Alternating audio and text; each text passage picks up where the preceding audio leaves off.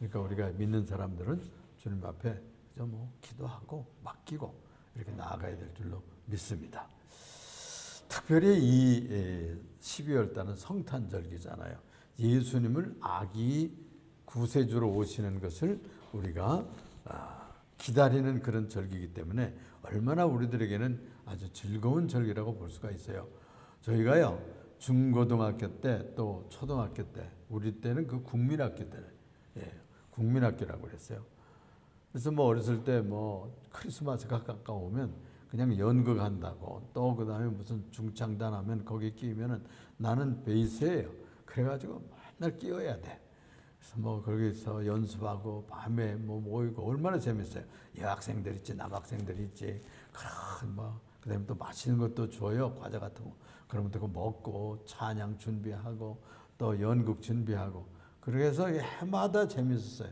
그리고 또 저는 또 미술을 좋아해가지고 뭐 이 강단 꾸미고 뭐 낙타 그려 붙이고 이런 생각이 나고요. 또 이제 청년 시절이 되고 이럴 때는 주일학교 부장이 돼가지고 또 가르치고 뭐 이러고 그랬어요. 그래서 이 성탄이 아주 풍성한 우리들의 그 신자들의 생활을 아주 가득가득 채워줬었는데 요즘에는 이제 교회들이 자꾸 이제 흐트러지고 모이고 그래가지고 또 농촌 시대는 다 지났기 때문에 도시 생활이 그렇게 낙낙하지 않잖아요. 그래서 우리가 그런 추억들을 쌓을 기회가 우리 은식이 성식에게는 적은데 좀 그게 좀 내 미안해요. 미안하지만은 그래도 또 우리 미국의 교회들은요 그 주일학교를 따로 나누지 않아요. 나누고서는 어른들하고 같이 예배드려가지고 건전한 신앙을 키워요. 그래서 걔들은 그렇게 하면은 오히려 그 재미로 이렇게 모였던 그런 신앙생활보다는 이렇게 건전하게 커가는 신앙생활은 많이 흔들리질 않는데 장년들하고 그리고 설교 듣는 이 귀도 높아지고 들을 줄도 알게 되고 재미로 하던 그런 것보다는 신앙생활의 원리를 터득하게 된다. 그럽니다. 그러니까 장단점이 다 있어요. 또 큰 교회도 뭐 굉장히 뭐 문화적인 혜택을 받을 수도 있는데 작은 교회는 또 가족적인 그런 애틋함과 사랑과 교제가 있고 서로 작은 문제까지 기도할 수 있는 장점이 있습니다. 자, 이 성탄절기를 보내면서 구주 예수 그리스도가 성육신하게서 몸으로 인카네이션이라고 그러죠. 육속에 들어오기 위해서 처녀의 몸을 빌려가지고 오셨어요. 그래가지고 그 오시기 전 한 6개월 전에 말이에요. 세례 요한을 보내주시기 위해서 사가랴의 가정에 이제 천사를 보내게 되는데 이 사가랴는 제사장이었어요. 제사장. 그래가지고 이 사가랴와 부인이 엘리사벳이라고 하는 사람인데 이 둘 사이에 아들을 주기로 약속하는 얘기가 오늘 얘기예요. 그래서 오늘은 주의 선구자 세례 요한 이런 제목을 가지고 은혜를 나누고자 합니다. 이 의인의 가정을 잃은 부부에게 복이 왔어요. 의인의 가정이에요. 응? 유대 왕 헤롯 때에 아비야 반열에 제사장 한 사람이 있었으니 이름은 사가랴요 그의 아내 이름은 엘리사벳이라 그랬어요. 그래서 이 아내는 엘리사벳인데 아론의 자손이라고 하죠. 아론 제사장 계열의 후손이라면 그 딸이. 그런데 이 제사장에게 시집을 온 것이죠. 그래서 엘리사벳이라 이 두 사람이 하나님 앞에서 의인이라고 그랬어. 의인. 이 의인은 상대적인 뜻이에요. 세상에 다 썩고 부정직하고 불의하고 불법한데 그래도 이 사람들은 하나님의 뜻을 100% 지키려고 노력했던 이런 바른 사람들이다. 그런 뜻에서 또 노아 시대에도 노아는 당대의 의인이라 그랬잖아요. 그 시대에 비교해 보면 그만한 의인이 없었다. 이래서 상대적인 의인을 얘기하는 거예요. 절대적인 의인은 없어요. 우리는 다 타락해서 죄인들이기 때문에. 그래서 의인이니 그 무엇 때문에 의인이냐? 그 뒤에 설명이 나오는 거예요. 주의 모든 계명과 규례들을 흠이 없이 행하더라. 흠이 없이 행하더라. 엘리사벳이 잉태를 못함으로 그들에게 자식이 없고 두 사람의 나이는 많더라 그랬어요. 그러니까 이렇게 의인으로 살고 주님의 뜻을 잘 지키는 그런 가정인데 한 가지 딱 문제가 있었는데 잉태를 못해. 나이가 많은데도. 나이가 많은 자식 하나 없으니 재미가 좀 없겠죠. 그래서 그게 서운한 거예요. 그래서 아마 이 내용을 쭉 읽어보니까 사가랴 이 지사장이 계속해서 기도했던가 봐. 후손을 주세요, 자녀를 주세요, 아들을 주세요, 이렇게 기도했던가 봐요. 그래서 이 지사장 가문에서 이스라엘 지사장들은 아무나 와서 제사를 집전하는 게 아니에요. 예루살렘에 올 때에는 24반이 있어요. 24반차라 그래. 그래가지고 한 달에 두 팀이 나누어서 하는 거예요. 그리고 24반으로 전 레위인들을 나눠가지고요. 1반, 2반, 3반, 4반, 그래 24반까지 있는데 그 중에 누구를 시켜요? 그래서 제비를 뽑아요. 그 달에 제비를 먼저 뽑아 놓으면 그 제비 뽑힌 그 반차에서 나와서 제사를 예배를 집전하는 것입니다. 그래서 여기 아비야 반열에 그랬어요. 그래서 예수님이 언제 났을까? 예수님이 언제 났을까? 요걸 따져 유태인들이 올라갔어요. 그래서 계속 24반차니까 그걸 따져 올라가 보면은 2000년 당시에 어느 때다 한 것이 거의 나와요. 그래가지고 지금 우리가 계산하고 있는 주후 2024년이잖아요. 그런데 그렇게 따져 올라가 보고 또 이집트의 그 감독이 기록이 있어요. 우리 그리스도는 언제쯤 났다. 이집트 무슨 왕 때 언제쯤 났다. 이런 기록이 있어요. 글쎄. 또 그리고 그 창조 과학자라고 할 수 있는 그 목사죠. 양반이 그 연구하는데 나사의 시계를 천체를 돌려봐요. 과거로 돌리고 별자리가 있는데 그걸 시계처럼 돌려보면 2000년 전까지 3000년까지 쫙 별자들의 움직임과 언제 일식이 일어나고 월식이 일어나고 이런 타이밍을 정확하게 알 수 있는 시계가 있어요. 그래서 그걸 돌려보면은 주전 6년이라는 거예요. 그래서 이 역사학자들이 뭘 계산을 잘못해가지고 대강 이거 맞질 않네. 그래가지고 주전 한 4년경인 것 같다 그랬댔어요. 그런데 과학적으로 연구하고 더 정확히 연구하니까 주전 한 6년경 이렇게 나오는 거예요. 그러니까 서기 2024년 그러면은 더 뒤로 가야 되겠죠. 그러면 더 오래됐다는 얘기예요. 얼마예요? 한 2030년 되어야 맞는 거예요, 사실은. 그런데 2024년으로 그렇게 됐으니까 그렇게 그냥 쓰는 겁니다. 하여튼지 이렇게 아비야 반열에 속해서는 여기서 제비를 뽑아가지고 이 사가랴라고 하는 사가랴라는 뜻은요 여호와께서 기억하신다 그런 뜻이에요. 하나님께서 기억하신다 그런 좋은 이름을 가진 제사장이었어요. 그래서 하나님께서 기억하시면 언젠가 응답해 주시겠죠. 복을 내려 주시겠죠. 그런 제사장이었어요. 그의 아내는 아까 우리가 읽은 것처럼 아론 후손인데 엘리사벳 여왕도 있잖아요. 이름이 엘리사벳이라고 이름이 많아요. 근데 뜻이 뭐냐? 하나님께 맹세한다. 하나님의 맹서 이런 뜻이에요. 또 하나님의 약속 그런 뜻이에요. 그러면 꼭 이루어진다는 뜻이겠죠. 여자로 태어났으면 아름다운 아기를 예쁜 아기를 안고 싶은 그런 욕심들이 있다는 거예요. 그래서 이 두 사람이 늙도록 아이가 없으니까 얼마나 속상했겠어요? 그래서 하나님 앞에 늘 기도를 했어요. 그런데 이 사람들은 의인이라 그랬어요. 아까 얘기한 것과 같이 왜 의인이냐? 말씀을 잘 지키니까. 모든 계명과 규례를 철저히 흠이 없이 행하고 그랬어요. 그래서 그들을 의인이라 그렇게 얘기할 수 있는 겁니다. 디카이오스네 이렇게 하면 하나님의 의 디카이오이 하면은 여기 의인이 되는 겁니다. 의인. 그런데 우리가 생각해 보면은 우리가 예수 믿으면서 생각해 보면 누가 뭐 의인입니까, 여러분? 응? 구약에는 의인이 없나니 하나도 없다 이렇게 분명히 얘기했잖아요. 응? 그런데 이들은 하나님의 의인이래. 그러면 무엇 때문에 의인이냐? 아까 거기에 기록되는 것처럼 하나님의 계명을 지켰다는 거예요.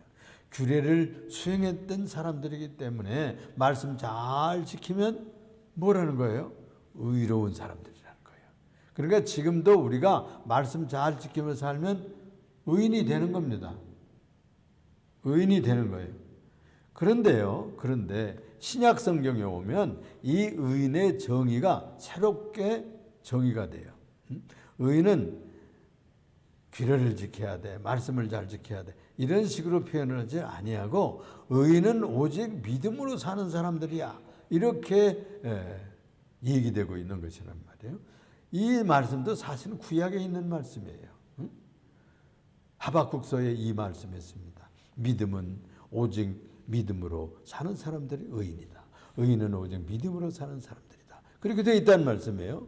그럼 누가 하나님의 계명과 규례를 지키며 살 수 있느냐? 하나님 믿지 않으면은 말씀을 따라 살 수가 없어요. 그렇죠? 여러분은 사가랴와 엘리사벳이 하나님을 공경했겠죠? 그러니까 아기를 달라고 기도했을 것이고 또 제사장 가문이니까 그래서 그들의 신앙에 갇혀주어 있었던 것입니다. 여호와 하나님을 믿고 신뢰하는 이런 신앙을 가지고 있었다고 하는 것이 증거예요. 그래서 믿음 좋다 그러는 것이 무엇으로 나타나냐? 말씀을 순종하는 것으로 나타나요. 그래서 믿음은 말로만 뭐 그러네, 이런 비판을 받는다고 하는 것은 말씀 실천이 없었다는 얘기로 볼 수가 있는 것입니다. 그래서 여기 엘리사벳과 사가랴 이 제사장은 규례와 모든 말씀, 계명을 철저히 행했다는 거예요. 그래서 하나님 앞에서 주님을 신뢰하고 공경하면서 살았을 뿐만이 아니라 그가 하신 모든 규례와 법도를 순종하며 살았다는 것이죠. 그래서 우리 부흥사들이 대개 얘기할 때요, 신앙생활은 뭐라고 얘기하느냐? 순종하는 것이다, 그렇게 얘기하더라고요. 그래서 말씀에 순종하는 거예요. 하나님 말씀에 순종하면 그게 신앙이래. 간단하게 얘기할 수 있죠. 또 우리가 기도하는 모임에 그 최 목사라는 분이 있는데 그분이 믿음은 뭐냐? 충성이라고 얘기해요. 충성이라고 그 양반은 늘 강조해. 그 맞는 얘기입니다. 그러니까 믿음이 마음으로도 고백이 되고 충성은 행위잖아요. 행위. 마음 전인격적인 행위요, 순종하는 행위란 말이에요. 그래서 한 방향으로 나가요. 지금 이제 정치 사회를 보면은 변덕이 많아요. 한 뭐 그룹에 들어가서 정치 활동을 하다가 리더를 줄 따라가고 그 방향으로 날아가다가 기분 나쁘다고 확 돌아서 가지고 막 그 당에 손해되는 배신자들이 막 나타나요. 그걸 우리가 그림으로 보면 저거 아닌데, 저러면 안 되는데, 이런 마음이 든단 말이야. 그건 충성한다고 나는 볼 수가 없어요. 지조와 정절이 있는 사람이 아니라고 보아야죠. 그런데 이 사가랴와 엘리사벳은 신앙생활을 철저히 하는데 한 길로 갔어요. 지조와 정절을 지키고. 그래서 이런 성도는 의인의 반열에 들어가게 됩니다. 그래서 충성하고 지조를 지키고 그리고 약속을 지키고 믿음을 지켜나가는데 말씀 순종하면 변함없는 의인의 반열에 들어간 사람들이 되는 겁니다. 나는 구원 받았나? 내가 이거 구원 받은 거야? 이래서라고 내가 이거 천당 가는 거야? 마는 거야? 이렇게 의심이 들 때는 가만 생각해 보세요. 내가 하나님을 믿나 안 믿나? 그거 보면 알아요. 내가 기도하지, 내가 답답하면 하나님 아버지, 이런 마음이 나온단 말이. 또 기도가 간구가 나오고 한숨이 쉬어지면서 하나님 주여, 뭐 이런 얘기가 나온단 말이에요. 그러면 그게 예수 믿는 사람이에요. 그 믿음 있는 사람이 그런 표현을 하게 되는 겁니다. 그래서 무슨 큰 공로나 무슨 꼭 순교하고 그런 표현보다도 우리가 일상생활에서 성도가 구원의 반열, 의인의 반열에 들어갔다고 하는 것은 믿음 생활하는 것을 비리하는 거예요. 그래서 이 사가랴와 엘리사벳 부부는 자식은 얻지 못했지만은 오직 하나님만 바라보고 그에게 소망을 두고 신앙으로 말씀을 잘 지키며 사는 그런 그 시대에 아주 모범적인 사람들이었다, 이렇게 볼 수가 있습니다. 우리 사랑하는 성도 여러분, 우리도 이 가정처럼 어떤 세상적인 낙이 조금 부족하다 할지라도 여러분, 우리 뭐 다른 사람들하고 비교하면은 불행해져요. 그래도 혼자 생각해 보면 요거 하나만 더 있었으면, 요거 하나만 갖췄으면, 또 이걸 좀 채웠으면, 다른 건 다 몰라도 이것만은 하나님 이루어졌으면 좋겠어요. 그럼 뭐 부족함을 느끼는 것들이 있잖아요. 그럴지라도 그걸 얼른 채워주시지 않는 때가 많습니다. 왜 그럴까요? 그것은 그런 것이 부족해야 기도하거든. 응? 약해야 기도하고 뭘 좀 안 되어야 주님을 바라보고 간곡하게 기도 생활을 할 수가 있는 거예요. 다 만족하고 다 배부르고 다 뜨뜻하고 다 채워지면 기도 생활을 하기가 힘들어요. 그러므로 이 세상적인 모든 여건이 100% 만족하지 않다 할지라도 주님께 소망을 두고 말씀에 늘 순종하며 사는 의인의 가정을 만들어 가시기 바랍니다. 성도들의 가정들이 되기를 주님의 이름으로 축원합니다.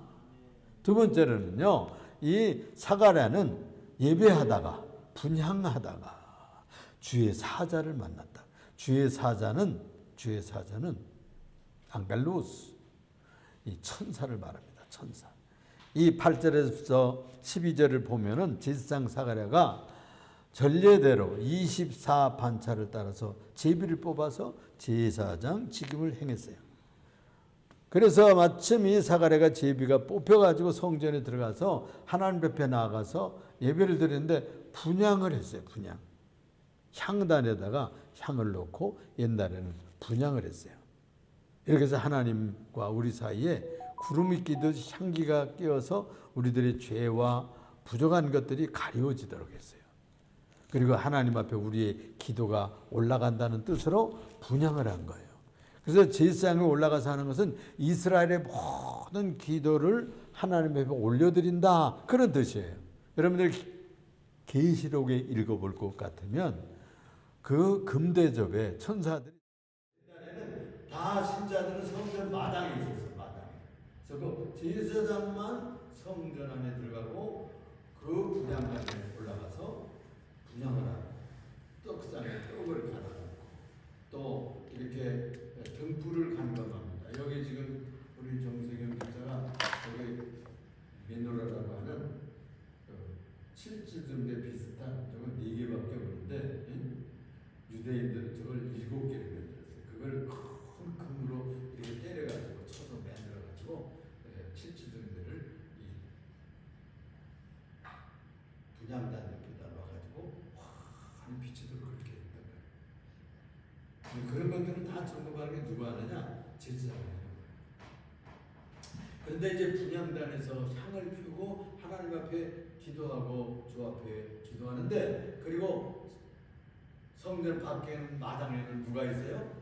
성도들이 거기서 기도하고 다 모여 있었던, 기도하고 있는 그런 시간이었습니다. 그런데 그때에 이 분향단 곁에요. 분향단 곁에 누가 섰느냐? 주의 사자가 섰다 했더니 주의 사자. 주의 사자가 누구냐? 이게 앙겔로스라고 해서 앙겔로스. 이 앙겔로스가 천사라는 말이에요. 천사. 메신저, 소식을 전하러 온 분. 그래서 천사가 나타난 거예요. 얼마나 놀랐겠어요, 여러분. 조용히 주님 앞에 기도하면서 이렇게 향을 올리고 있는데 글쎄 빛이 나타나더니 천사가 나타나서 사가랴요 이렇게 부르는 겁니다. 사가랴요 부르면서 무서워하지 마라. 너의 간구함이 들린지라 하늘에 상달한지라, 그런 뜻입니다.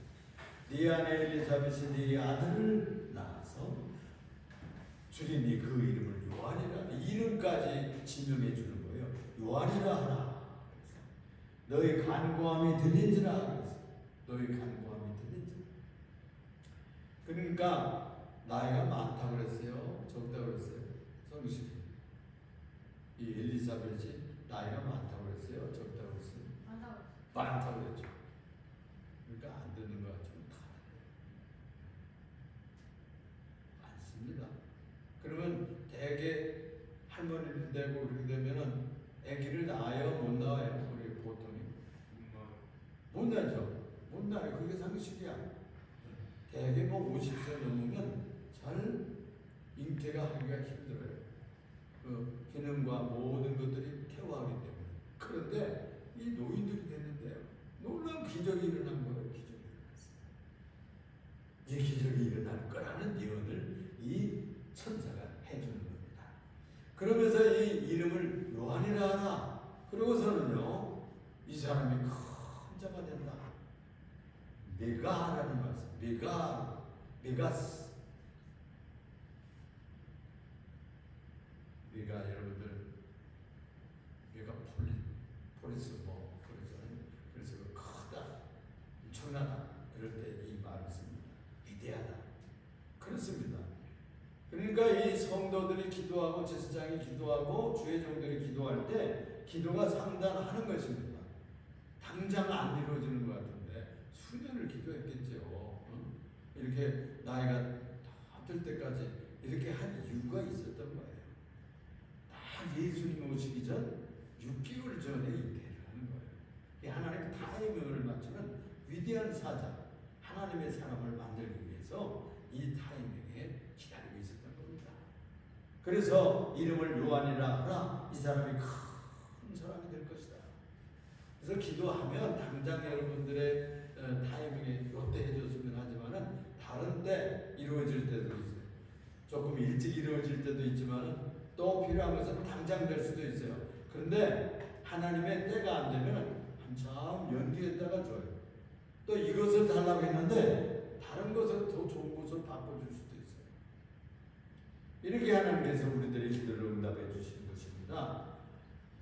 그리고 이 성경에 볼 것 같으면은요, 그 이름을 계시해 주는 그 스테고지가 가끔씩 나와요.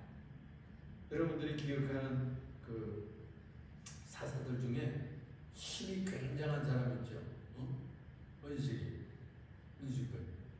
그 아주 힘이 셌던 사사가 누구 기억나는 사람 있어? 사자를 막 입을 찢고 그리고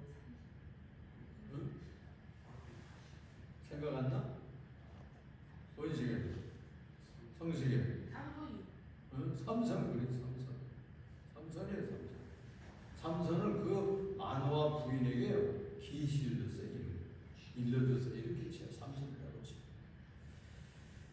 그 특별한 사역을 하는 사람들 그랬어요. 그래서 또 세례요한도 그랬지, 예수님도 그랬지. 제가요, 시집 온 지 저희 어머님이 3년간 자식이 없었대요. 애들이 없었어요. 그래서 모친이 소음기를 했어요. 소음기. 그때만 해도 자식이 없으면 쫓겨가야 돼요. 친정으로 돌아가야 돼. 대를 못 이으면 며느리 역할을 못 한 거예요. 아, 그거 참 어려운 힘든 지경에 있잖아요. 그러니까 하나님 앞에 나가서 기도했다. 주여, 저에게 아들을 주십시오. 사무엘처럼 그렇게, 사무엘이 어머니 한나처럼 그렇게 기도했던가 봐요. 그러니까 그래 하면은 주의 종으로 드리겠습니다 이런 거예요. 그 잉태한 아기하고는 아무 상관없어요. 상의를 안 했어. 협의도 없이 엄마 마음대로 그렇게 결정하고 그게 바로 저예요. 첫 아들로 그 가문에 가서 나와서 내리 5 남매를 낳았어. 이렇게 하나님 축복하셨어요. 이름을 계시받았지 못했지만 이 가정과 가문에서 여러분 자녀를 얻는다는 것은 큰 축복입니다. 딸을 얻고 아들들을 얻고 이런 건 하나님의 생명의 축복이에요. 재산 받는 것도 중요하고 뭐 명예 올라가는 것도 중요하지만 자녀를 얻는 것은 복 중의 복이죠. 여러분들 가정에도 이런 아름다운 후손들이 계속 일어나기를 주님의 이름으로 축원합니다. 이 요한이라는 이름의 뜻은 뭐였던 거니? 요한은 자비로 오시다. 그런 뜻이에요. 하나님의 자비, 하나님의 사랑, 긍휼이라는 뜻이에요. 세 번째로 그 아들이 일어나서 무엇을 할 것인가까지 예언해 줬어요. 어떤 사역을 할 것인가? 14절부터 17절까지 말씀. 사가랴가 받은 이 계시를 이루어서요, 너도 그 아들을 받으면 기뻐하고 즐거워하게 될 것이다. 늙음하게 아들을 얻었으니 얼마나 기쁘겠어요? 많은 사람들도 그 아들이 태어난 것을 보고 함께 기뻐하게 됩니다. 온 동네 사람들이, 친척들이 다 기뻐하게 되는 겁니다. 그래서 이 생명이 태어나면 그렇게 즐겁고 기쁩니다. 뿐만 아니라 그는 메시아 주님 앞에서 큰 사명자가 될 것인데 하나님의 사람이 하나님의 사람, 나시린이 될 것이다. 그러면은 술을 가까이 하지 않습니다. 포도주를 가까이 하지 않고 독한 술을 마시지 않고 아주 모태로부터 엄마 뱃속에서부터 성령이 충만하게 될 것이다. 이제 나중에 그 예수님의 어머니 처녀 마리아가 그 집에 친척이었어요. 그래서 방문하게 되는데 이 처녀가 잉태해가지고 그 어머니 집에 가니까 그 엘리사벳의 뱃속에 있는 이 요한이 말이에요. 아기가 그 태 속에서 팍 뛰어놓는다고 하는 그 성경에 그 얘기가 나와요.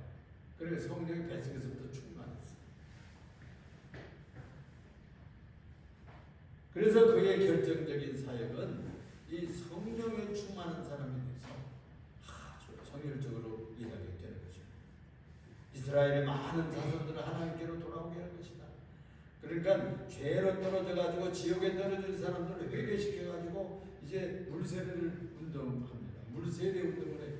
그래가지고 수많은 사람들이 거의 서민들은 요한의 물세를 받지 않은 사람이 없었어요. 그래서 마음이 낮아지고 회개하고 또 정결하게 되는 그런 굉장한 사역을 예수님 오시기 6개월 전에 시작해가지고 전 유대 나라에 그런 분위기를 가득 채우게 됐습니다. 이 선지자는 또 엘리야와 같은 신령을 하는 얼마나 강력한 그런 권세 있는 신령이었는지 엘리야와 같았다. 엘리야와 같은 권능으로 사역할 것이다. 그래가지고 그 역사가 어떻게 나타나는가 하면 아버지들의 마음이 자식을 불쌍히 여겨요. 옛날에는요 아비들이 얼마나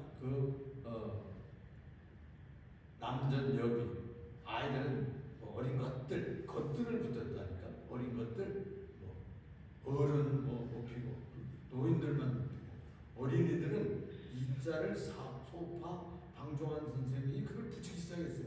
어린이들이 귀하다. 왜 거기다 것들을 붙이냐 물건처럼 이 높임만 이를 짓어요.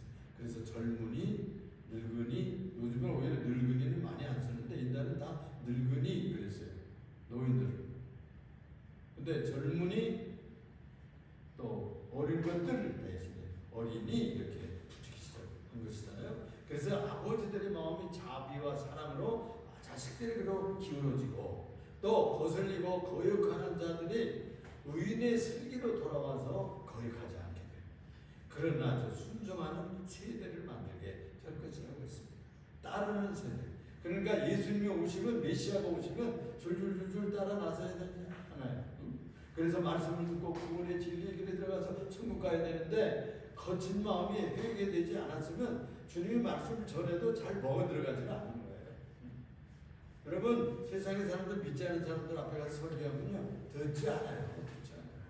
지금 좋은 설교 텔레비 또는 무슨 라디오 방송에서도 많이 나와요. 그 사람들 그거 들으면은 예수 믿고 나을 것 같아도 안 들어요. 만학교에서 마음에 들려오질 않아요. 그렇습니다. 그래서 거역하는 자들, 배반하는 사람들, 그들을 다 꺾고 부드럽게 만들어서 의인의 지혜, 의인의 슬기로 돌아오게 한다. 그래서 이 돌이킨다, 돌이키게 합니다. 구약에서는 그걸 수라고 그랬어요. 근데 신약에서는 회개한다 하는 말로 예수님은 사용하기 시작했어요. 메타노이아, 여기는 또 방향의 전환, 앱스트랩사이. 그래서 확 돌이킨다 그런 것입니다. 많은 사람이 이 세례에 와가지고 하나님께로 그 마음을 돌이키게 할 것이다. 그래서 이스라엘 백성들을 하나님께로 돌아오게 하는 예언자가 되고 인도자가 될 것이다. 굉장한 사역자가 되는 것입니다. 이런 예언을 받았어요. 이런 나비가 태어날 것이다. 그랬어요. 그리고 주를 위해서 왕 되시는 이 메시아의 길을 닦는 사람이 될 것이다. 여기서 우리는 다음과 같은 사실들을 알 수가 있습니다. 그래서 이 요한의 부모는 신앙적인 삶을 살았기 때문에 이 귀한 아들 요한을 잉태하고 장성케 할 수 있었다. 또 하나님의 규례와 법도를 충실히 지키니까 의인을 배출할 수가 있었던 거예요. 의인. 하나님의 사람을 배출할 수가 있었다. 어떤 부모인가 보면 그 자식을 알 수가 있습니다. 그러니까 요한의 출생은 하나님의 특별한 계획에 의한 것입니다. 하나님의 보관이 있었어요. 계획이 다 있었어요. 섭리가 있었어요. 그래서 성령으로 충만한 사람으로 태어나게 하셨던 것입니다. 성령으로 충만해야 목사 노릇을 잘하고 권사 노릇을 쉽게 할 수가 있어요. 집사 노릇도 할 수가 있어요. 성령이 충만해져야 돼요. 주의 영으로 기름 부음을 받으시는 여러분들 되시기 바랍니다. 이 사도 세례 요한이 오기 위해서는 예언이 계속 있었어요. 그때만 천사가 와서 이 스가랴에게 얘기한 것이 아니고 말라기서에 볼 것 같으면 3장 1절에 이런 말씀이 예언이 있어요. 만군의 여호와께 이르노라 보라 내가 내 사자를 보내리니 그가 내 앞에서는 하나님 앞에서 또는 메시아 앞에서 길을 준비할 것이요 또 너희가 구하는 바 주가 갑자기 그의 성전에 임하리니 곧 너희가 사모하는 바 언약의 사자가 임할 것이다. 그래서 이 하나님께서 사자를 미리 보낼 것을 예약했댔어요. 마라기서 4장 5절에 보면 또 이렇게 표현되어 있어요. 보라 여호와의 크고 두려운 날이 이르기 전에 내가 선지자 엘리야를 너에게 보내주리니. 엘리야를 다시 보낼 것처럼 얘기했어요. 그가 아버지의 마음을 자녀에게로 돌이키게 하고 자녀들의 마음을 그들의 아버지에게로 돌이키게 하리라. 돌이키지 아니하면 돌이건대 내가 와서 저주로 그 땅을 칠까 하노라. 이런 예언이 있어요. 그래서 엘리야의 심령을 가진 이제 세례 요한을 보낼 것을 말라기서에서 예언하고 있습니다. 그래서 이 세례 요한에 대한 예언이 있어요. 근데 이 예언을 진짜 엘리야를 보낼 줄로 알았어요. 엘리야다. 그래가지고 예수님을 엘리야가 아니야. 저분이 혹시 엘리야 아닐까? 사람들이 나를 누구라 하느냐? 가이사랴 빌립보에서 부르니까 사람들이 예수를 예레미야라고 그래요. 어떤 사람은 세례 요한이 다시 살아났다고도 그러고요. 그랬죠? 그럼 너희는 나를 누구라 하느냐? 시몬 베드로가 예수님은 그리스도시고 살아계신 하나님의 아들입니다. 유명한 신앙으로 그랬죠. 요한복음 3장 23절에 보면 이 문제를 물었어요. 그러니까 예수님 말씀하시기를 내가 말하는 바 나는 그리스도가 아니요. 이 말씀을 사도 요한이 아니 세례 요한이란 말 이 사도 요한도 있기 때문에 자꾸 제가 사도라는 말을 잘못 붙이네요. 이 세례 요한이 한 말이에요. 내가 말한 바 나는 그리스도가 아니요. 사람들이 자꾸 묻는 거예요. 당신 혹시 그리스도 아니요? 당신 메시아가 아니요? 아주 권세 있고 설교를 잘하고 많은 사람들이 따르고 세례 운동을 하니까 저분이 혹시 메시아가 아닐까? 그렇게 물으니까 나는 아니요. 그의 앞에서 보내심을 받은 자다. 나는 한 것을 증언할 자는 너희다. 제자들에게 자기 제자들에게 말하는. 또 신부를 취하는 자는 신랑이나 서서 신랑의 음성을 듣는 친구가 크게 기뻐하나 나는 이러한 기쁨으로 충만하였노라. 세례 요한의 제자들이 소문해가지고 예수님께 사람들이 다 몰려가는 거예요. 그리고 세례 요한의 그 제자들까지 막 예수님의 제자가 되려 가고, 여러분 세례 요한의 제자가 예수님 제자가 된 사람이 누군지 아세요? 누굴까? 누굴까? 요한입니다. 요한이 사도 요한이 됐어요. 그 형제는 안드레, 또 베드로, 그 야고보하고 요한이 형제. 그래서 그는 흥하여야 되고 나는 쇠여야 한다. 아주 위대한 인격자입니다. 성숙한 성령의 사람입니다. 하나님의 사람입니다. 그래서 이제 성탄절을 앞두고 예수님의 앞잡에 예수님의 선구자로 길을 닦으러 오신